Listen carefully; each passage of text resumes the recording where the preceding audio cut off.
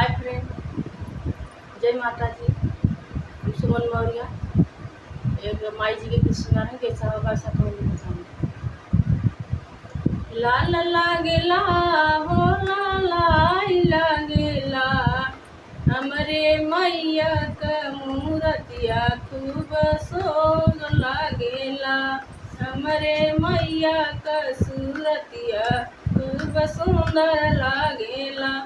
लाल लागेला हो सुंदर लागेला, लाल लागेला हो सुंदर लागेला।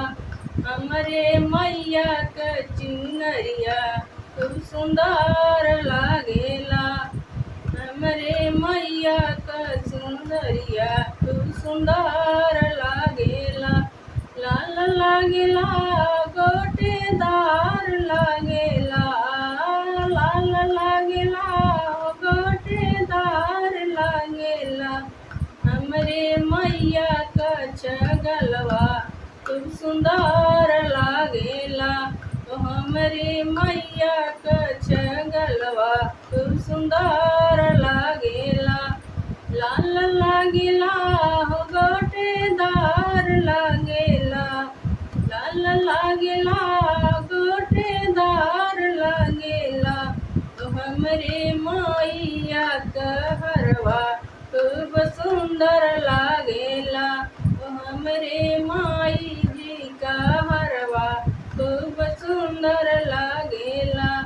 लाल लागेला हो गोटेदार लागेला, लाल लागेला गोटेदार लागेला।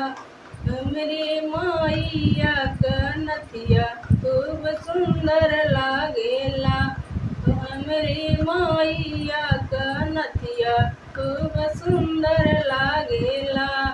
लाल लागेला गोटेदार लागेला, लाल लागेला गोटेदार लागेला। हमरे मैया क टिकवा खूब सुंदर लागेला। हमरे मैया क टिकवा खूब सुंदर लागेला। लाल लागेला हो गोटेदार लागेला, लाल लागेला हो गोटेदार लागेला। हमरे मैया क लहंगा खूब सुंदर लागेला। हमरे मैया क लहंगा खूब सुंदर लागेला।